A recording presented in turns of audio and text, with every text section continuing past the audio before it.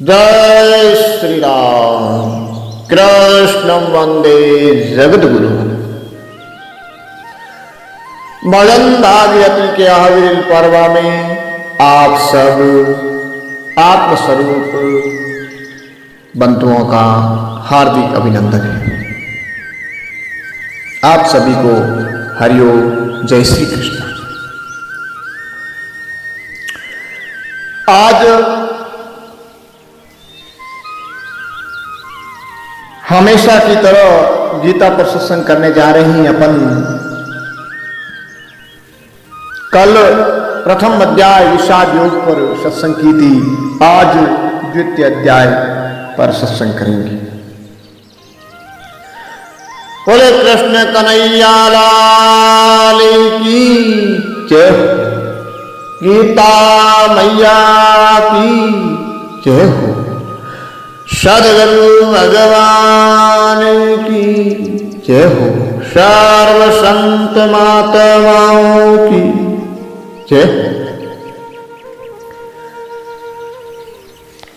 स्वांतकारं भुजगशयनं पदं नादं सुरेशं, विश्वाधारं गगनसदृशं मेघवर्ण शुभंगं, लक्ष्मीकान्तं कमलनयनं योगीभिर्ध्यानगम्यं,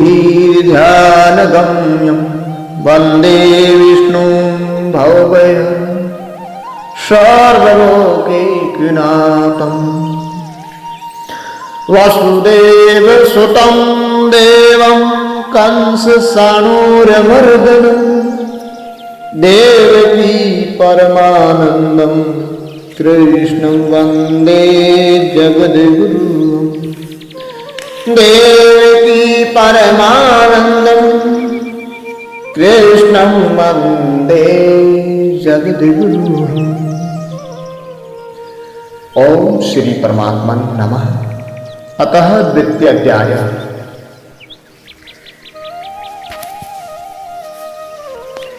प्रथमो अध्याय में धर्म हेतु लड़ने को तत्पर अर्जुन कौटुंबिक मोहपाश में बंद कर युद्ध न करने का विचार कर शोक उद्विग्न अर्जुन बाण सहित धनुष को त्याग देता है और रथ के उपरत भाग में जाकर चुपचाप बैठ जाता है।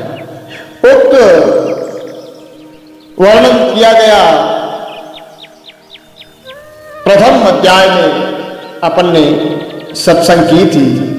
तो प्रारंभ में मनुष्य यानी साधक सत्य को जानने के लिए विचार कर साधना पथ पर आता है तो पारिवारिक मोह अवरोध बनता है, बाधा बनता है। अज्ञान आवृत मन मोह को परिपुष्ट करने हेतु कई तरह के परंपरा कुल धर्म परंपरा के प्रमाण देता है, जैसे अर्जुन ने प्रथम अध्याय में कहा है। ऐसे युद्ध से सनातन धर्म नष्ट हो जाएगा, वर्ण संकर पैदा होगा, पिंडोदक क्रिया लुप्त हो जाएगी और हम लोग कुल नष्ट करने जैसे महान पाप करने को उद्यत हुए। ये हर साधक की समस्या आती है। तो उपरोक्त तर्क प्रतिपादित कर अर्जुन यानी अनुरागी साधक अश्रुपूरित नेत्र व रुद्ध कंठ तथा गरानी से युक्त होकर एक जिज्ञासु के भांति रथ के उपरत भाग में बैठ जाता है। तब योगेश्वर श्री कृष्ण विषादग्रस्त अर्जुन को क्या उपदेश देते हैं, ये बात धृतराष्ट्र को सुनाने के लिए संजय द्वितीय अध्याय का विषय आरंभ करते हैं। संजय वास।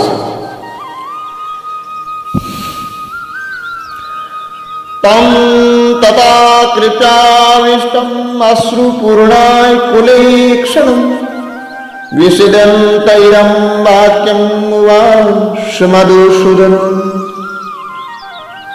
संजय बोले, उस प्रकार करुणा से व्याप्त और आंसुओं से पूर्ण तथा व्याकुल नेत्रों वाले शोक युक्त अर्जुन के प्रति भगवान मधुसूदन ने ये वचन कहा। श्री भगवान ने कहा, श्री भगवान वाचः कुतस्त्वा कस्मलं मिरं विस्मेशमुपस्थितम्, अनार्य दुष्टम् अश्वरज्ञम् अकीर्तिकर अर्जुनम्। हे अर्जुन, इस विषम अवसर पर तुम्हें ये कायरता कहां से प्राप्त हुई? क्योंकि ना तो ये आदर्श पुरुषों द्वारा आश्रित है, न स्वर्ग को देने वाली है और न ही कीर्ति को करने वाली है। यानी अर्जुन के मन में जो कृपा आ गई थी, उस कृपा को भगवान ने कस्मल कहा है। कुतस्त्वा कस्मलम विरम विस्मेशम उपस्थितम। ये रस कसाया मल कस्मल तेरे हृदय में कहां से आ गया? अर्थात तेरा हृदय मल से भरा हुआ है। मल यानी अज्ञान से आवृत तू, ये मेरा करता है, ये मोह कहां से आया? इसके आने का तो कोई कारण ही नहीं, क्योंकि अर्जुन का अर्थ होता है निर्मल श्वेत, फिर मल कहां से आया? सत्वम एकम द्विता स्थितम, जैसा मैं हूं वैसा तू है, तू किसी भी प्रकार से मल का अधिकारी नहीं। कुतः शब्द का कारण वो परियुजन दोनों पर आक्षेप होता है। विस्मय स्थान वो समय के अनुसार भी नहीं है। आगे बताते हैं कि ये तीन तरह से विरुद्ध है। एक तो अनार्य दुष्टम है,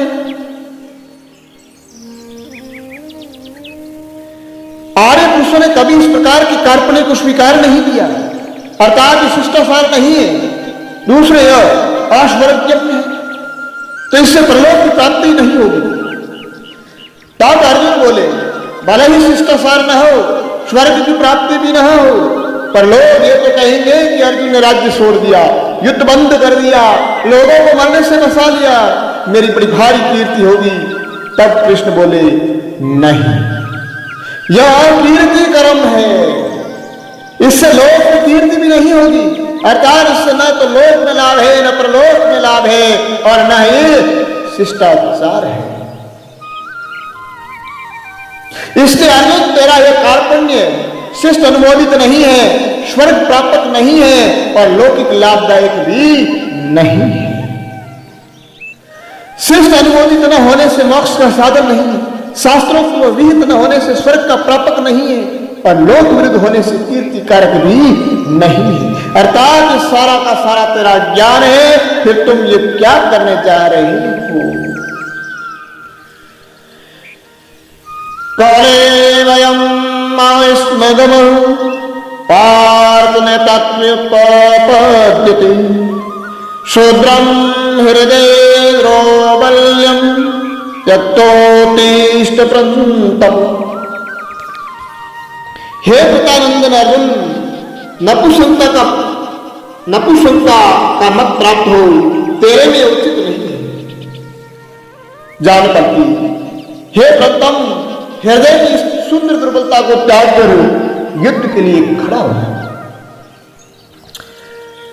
विशेषतः करे क्या अर्जुन नपुंसक था? क्या हम सभी पुरुष हैं? नहीं, ऐसा नहीं है। नपुंसक वह है जो पुरुषत्वहीन है। वैसे हम सभी दैनिक जीवन में पुरुषार्थ करते ही हैं, परंतु सत्य पुरुषार्थ आत्मपद की प्राप्ति है। वह पुरुष होते हुए भी नपुंसक है जो अपने स्वरूप से अनभिज्ञ है, अपने पुरुष से अनभिज्ञ है। श्री कृष्ण कहते हैं तेरे में एक कुछ दुर्बलता है, कोई ज्यादा बड़ी नहीं है, बस सूत्र दुर्बलता यानी आसक्ति का त्याग कर युद्ध के लिए खड़ा हो। भगवान ने एकाएक अर्जुन को कायरता रूप दोष के लिए जोर से फटकारा और युद्ध के लिए खड़े हो जाने की आज्ञा दे दी। इस बात को लेकर अर्जुन भी अपनी युक्तियों का समाधान न समझ कर एकाएक उत्तेजित होकर बोलते। अर्जुन वाच कौतम भीष्म शंक्यते द्रोणम समुदूषुधनु यशोभि प्रत्योस्या पूजा।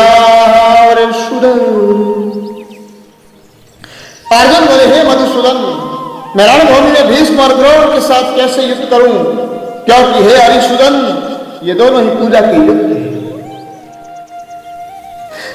अर्थात अर्जुन कहता है कि आप तो केटक मधु जैसे असुरों को मारकर मधुसूदन कहलाए, तो दुश्मनों को मारकर हरिसूदन कहलाते हो।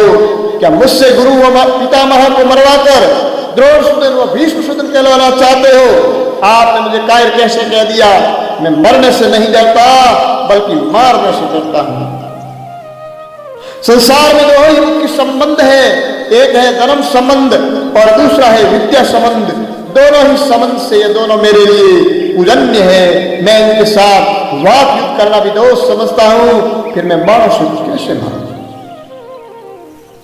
विशेषतः इसमें बात यह है कि अनुरागी शिष्य ब्रह्मवश इन नाशवान संबंधों को ही अपना वास्तविक संबंध मान बैठा है, आत्मा का कोई संबंधी नहीं, यानी आत्मा का कोई संबंधी नहीं है। ये सब नाशवान देह के संबंधी है जो ब्रह्मवश अपने संबंधी मान बैठे हैं। यह हमारी सबसे बड़ी भूल है। करोड़ उपाय करो शरीर का रहने का, नहीं प्राणा आदि नहीं अंत दे नहीं मध्य में मिथ्या साना। संत स्वामी अचलानंद महाराज ने अपनी अनुभव वाणी में कहा। विद्या गुरु भी अंत में तत्व प्राप्ति काल में आत्मा में समा जाता है और ब्रह्म को जानने वाला ब्रह्म ही हो जाता है। ब्रह्मविदु ब्रह्मेव भवति। अचलानंद जी अपनी वाणी में कहते हैं, सोई ब्रह्म सुख राम गुरु मेरा, अद्भुत अरूप अखेरी, अचल राम अभेद अचल सोई, भेद भाव मृत्यु। गुरो ने हतवा हिमानुभावं, उस्योक्तं भैक्ष्यं विहलोकी, हत्वात्मकमास्तु गुरुने, पुंज भोगान रुदीर प्रतीगदम्। इसलिए ईमान अनुभाव गुरुजनों को मारकर मैं इस लोक में भिक्षा का खाना भी श्रेष्ठ समझता हूं, क्योंकि गुरुजनों को मारकर भी इस लोक में रुधिर से सने हुए अर्थ और काम रूप भोगों को ही तो भोगूंगा। विशेषतः अर्जुन भजन के प्रभाव से भोग्य वस्तु की अभिवृद्धि ही समझता है, अतः यह संघर्ष से विमुख हो रहा है। यानी जो आसुर और देवीय संपत्ति का जो अंतरंग में साधक के जो संघर्ष होता है उससे भी विमुख हो रहा है। वो सन्यासी न बनकर थोड़ी बहुत सेवा शुश्रूषा से ही काम चलाना चाहता है, यानी समन्यास, यानी पूर्ण वैरागी न होकर के केवल भिक्षा मांग करके अपना काम चलाना चाहता है। अतः अर्जुन पुनः तर्क देता हुआ कहता है, न कतरो निंदरियो यद्वादयं यदीवानो जयहु, यानेव हत्वा नदिजीविषं, इष्टे अवस्थिता प्रमुखे धातराष्ट्र। हम यह भी नहीं जानते हैं कि हमारे लिए युद्ध करना या नहीं करना, इन दोनों में से कौन सा अत्यंत श्रेष्ठ है। अथवा हम उन्हें जीतेंगे या वो हमें जीतेंगे जिनको मारकर हम जीना भी नहीं चाहते, वे ही धृतराष्ट्र के संबंधी हमारे सुरक्षित भले हैं। विशेषतः अर्जुन को अपनी बात पर संदेह है। अगर साधना से सौजन समुदाय मिट भी जाएगा, युद्ध से अगर सौजन समुदाय खत्म भी हो जाएगा, तो फिर हम जी कर भी क्या करेंगे। अब अर्जुन निज कर्तव्य का निर्णय करने में अपने आप को असमर्थ पाकर व्याकुलता पूर्व योगेश्वर से प्रार्थना करते हैं। प्रापाण्य दोषोपहत स्वभाव, पिशामि तवाम धर्म समुंड चेतम, यशेष्यानिशितं ब्रूहि तन्मे, शिष्यस्तेयां शादिमां त्वां पर्पणम्। इसलिए कायरता दोष से उपद्रवी स्वभाव वाला का धर्म के विषय में मोहित चित्त हुआ, मैं आपका शिष्य हूं, इसलिए आपके प्रपन्न वे मुझको शिक्षा दीजिए। विशेष उपरोक्त श्लोक में अर्जुन ने 4 बातें कही। पहली, कार्पण्य दोषो धर्म समुंड चेतः, इनमें अर्जुन धर्म के विषय में पूछते हैं। दूसरा, यस्यः स्यानिश्चितं गृह्यो तन्मे, यहाँ अपने कल्याण के लिए प्रार्थना करते हैं। तीसरा, शिष्य अस्ते हम अब शिष्य बन जाते हैं। चौथा, शादी महाम त्वाम पत्रम, और चौथी बात में शरणागत हो जाते हैं। अर्थात अब शिष्य यानी साधक सदगुरु भगवान के पूर्ण शरणागत हो जाते हैं, तो वे सदगुरु भगवान उनके हृदय के यानी इंद्रियों के सार की अंतर्यामी बनकर पूर्णता में प्रवेश करा देते हैं। तो शरणागत होते होते अर्जुन बोलता है, भगवान एक बात और है। नहीं पर पश्यामि मायनूभं व्यसोम उष्णोन्मिन्द्रियाणाम् अवाप्य भूमाश्रपत्नमृदं राजं शुराणामपि सधिपत्यम्। भूमि पर निष्कंटक धनधान्य संपन्न राज्य को और देवताओं के स्वामी पने यानी इंद्र पद को प्राप्त होकर भी मैं उस उपाय को नहीं देखता हूं जो मेरी इंद्रियों को सुखाने वाले शौक को दूर कर सके। अर्थात अर्जुन कहता है प्राकृत पद पदार्थों की प्राप्ति से मेरा शौक दूर नहीं होगा, अतः आगे कहते हैं कि मैं युद्ध नहीं करने। संजय वास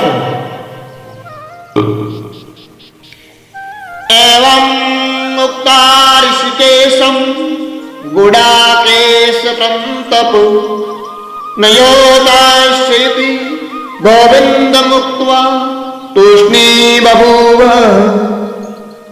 संजय बोले हे राजन, निद्रा को जीतने वाले अर्जुन अंतर्यामी श्री कृष्ण महाराज के प्रति इस प्रकार कहकर श्री गोविंद भगवान से युद्ध नहीं करूंगा, यह स्पष्ट कहकर सुखो। विशिष्ट ऋषिकेशम अंतर्यामी हृदय की जानने वाले तथा गुड़ाकेश यानी मोह निशासई अर्जुन की विचारधारा अभी तक पौराणिक है, जिनमें कर्म कांड युक्त भोग की प्रवृत्ति का विधान है, जिनकी श्रेष्ठता स्वर्ग से आती गई, परंतु ऋषिकेश जानते हैं कि यह दृष्टि परम शाश्वत नहीं है, जो आगे बताएंगे। तम वास ऋषिकेश प्रसन्नीव भारत सेनयोरुभयोर मध्य विषीदन्तम् इदं वचः। हे व्रतवंशी धृतराष्ट्र, अंतर्यामी श्री कृष्ण महाराज दोनों सेनाओं के बीच में शोक करते हुए उस अर्जुन को हंसते हुए से यह वचन बोले। आशोष्यानुशोष्यत्वं प्रज्ञावादांस भाषसे गतासु न अनुशोषन्ति पंडिता। श्री भगवान बोले हे अर्जुन, तू न शौक करने योग्य मनुष्यों के लिए शौक करता है और पंडिताई की बातें करता है, परंतु जिनके प्राण चले गए उनके लिए और जिनके प्राण नहीं गए उनके लिए भी पंडित जन शौक नहीं करते। मुख्यतः इसमें बताया गया है कि विधाता का विधान है, आया सो जावसी राजा रंग फकीर संत वाणी, और वैसे आत्मा सत्य शाश्वत है, जन्म मरण से रहित है। और संतवाणी में कहा है, आवे नहीं जावे मरे नहीं जन्मे ऐसा निश्चित ही ना। तो उपरोक्त 72 इसीलिए पंडित यानी परम की प्राप्ति कर ली है जिन्होंने, वे लोग शौक नहीं करते हैं। अतः भगवान अर्जुन को कहते हैं तू विद्वता की बात विद्वानों की तरह करता है, परंतु वीरता का ज्ञाता नहीं है, तत्व का ज्ञाता नहीं है, तत्वज्ञ नहीं। न तवेयं दातु न सम न तवं नेमे जनाधिपा न चैव न भविष्याम सर्वे वयमतः परम। ना तो ऐसा ही है कि मैं किसी काल में नहीं था, तू नहीं था, अथवा ये राजा लोग नहीं थे, और ना ऐसा ही है कि इससे आगे हम सब नहीं रहेंगे। विशिष्ट इसमें यह है कि श्री कृष्ण कहते हैं कि मेरा जब इस रूप में प्राकट्य नहीं था और ये राजा लोग भी नहीं थे, जब तक इस रूप में प्राकट्य नहीं हुआ, परंतु ये नित्य तत्व आत्म तत्व सदा सर्वदा काल अतीत अबाधित है, पीछे भी था आगे भी रहेगा और वर्तमान में भी तीन है, वर्तमान में भी विद्यत है, यानी ये तीनों कालों में विद्यमान है। अनित्य यानी कौरव से अपना संबंध जोड़ने की वजह से नित्य तत्व की तुझे पहचान नहीं, इसीलिए व्यर्थ में शौक करता है। अध्यात्म आधार पर जो ब्रह्मांड में तत्व विद्वान है वो पिंड में भी मौजूद है, यानी शरीर में भी मौजूद है। ब्रह्मांड और शरीर की संरचना एक जैसी। मैं सदगुरु है जो प्राप्ति काल में आत्मस्वरूप होगा। तू अनुरागी जिज्ञासु यानी मन अर्जुन, तत्व अन्वेषी अधिकारी है, और ये राजा लोग जो हर काल में मौजूद रहते हैं। जब युद्ध होगा अंतरंग योग, तो सर्व अनित्य विजातीय तत्व का नाश हो जाएगा तथा नित्य सजातीय तत्वों का अखंड वास हो जाएगा।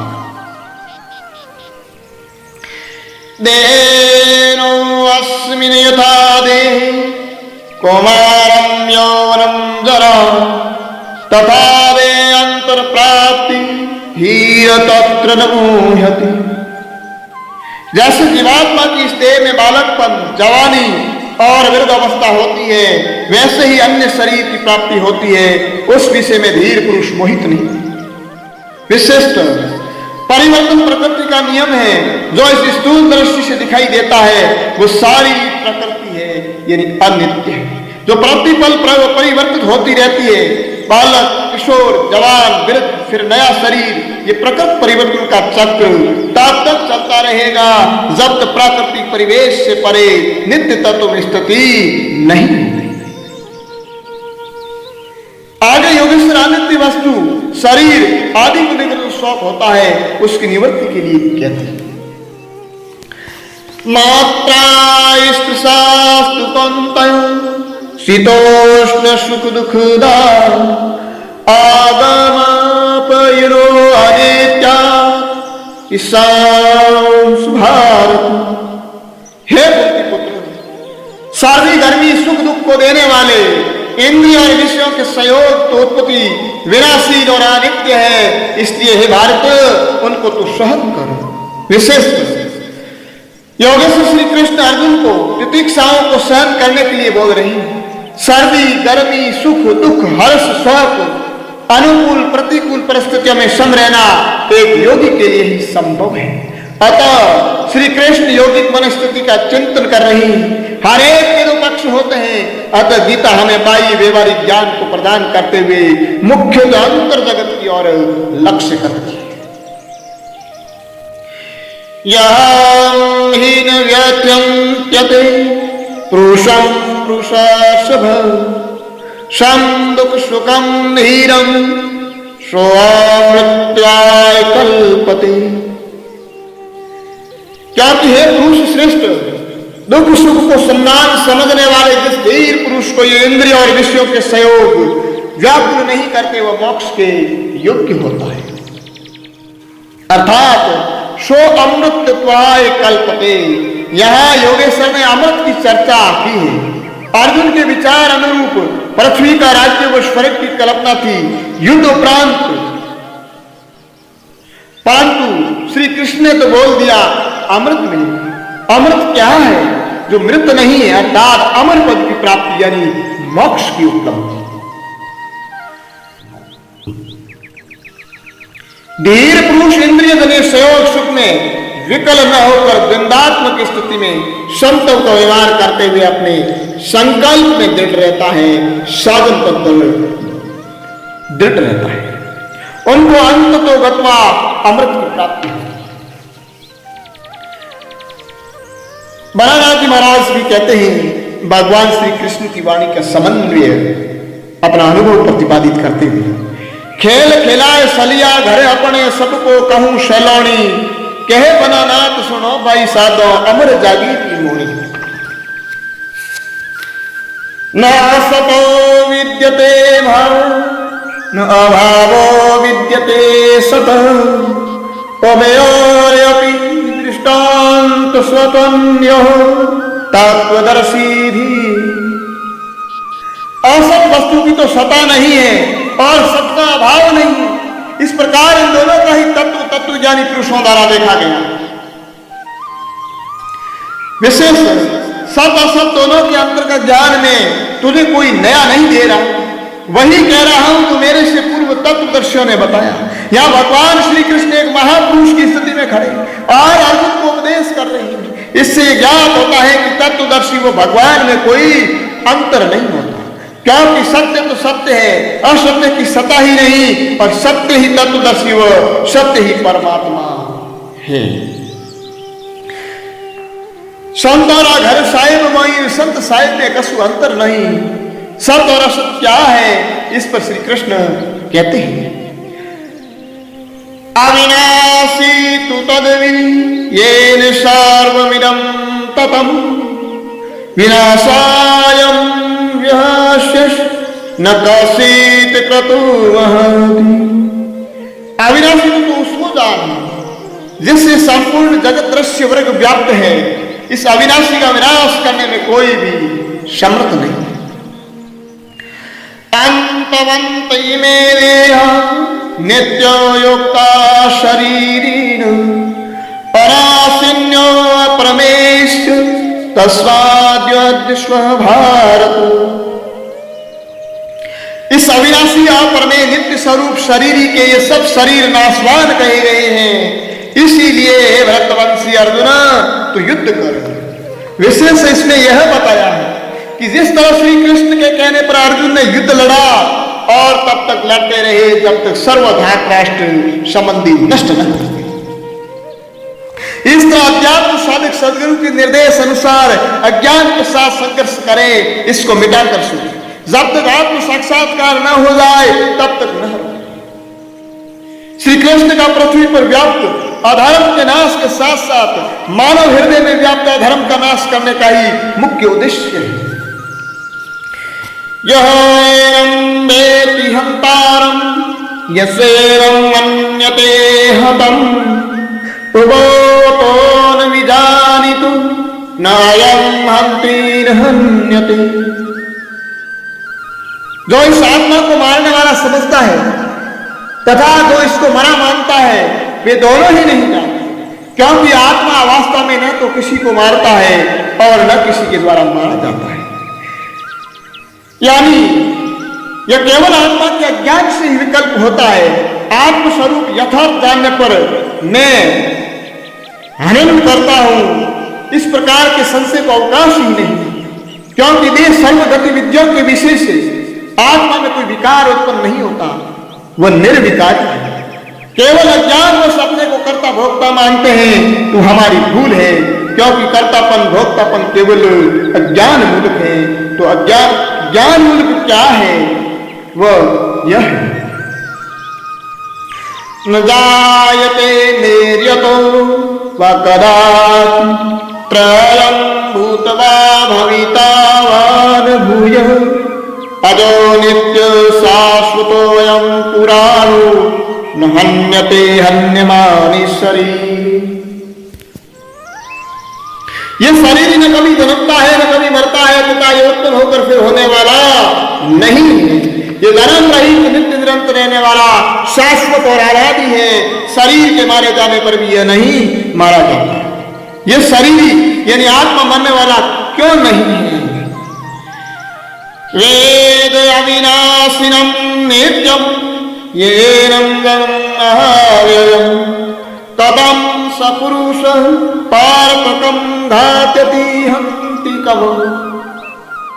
हे प्रकानंदन, जो पुरुष इस शरीर को विनाशी नित्य अजाना और अव्यय जानता है, वो कैसे किसको मारे, वो कैसे किसको मरवाए। अर्थात ये ज्ञान मूलक बात है। वेद विनाशिनम नित्यम, या वेद है ज्ञान है, और जहाँ ज्ञान हो गया हो वह हनन और घातन दोनों नहीं। न हनन क्रिया का कर्तृत्व है न हनन क्रिया का कारित्व है। जहाँ ज्ञान है वह कर्ता कार्यता दोनों नहीं। जहाँ ज्ञान है वही कर्ता और भोक्ता है। अतः असली दुश्मन तो हमारा अज्ञान है, जो बिना ज्ञान मिटेगा नहीं, परंतु यह पथ विकट है। पराक्रमी वीर ही अज्ञान से संघर्ष कर सकता है। स्वामी सदानंद जी महाराज कहते हैं, विकट है ज्ञान की घाटी सदाई हो तो ऐसी हो, रपट के हजारों फाजिल कितलनी हो तो ऐसी हो। बोलिए कृष्ण कन्हैया लाल की जय हो। ओम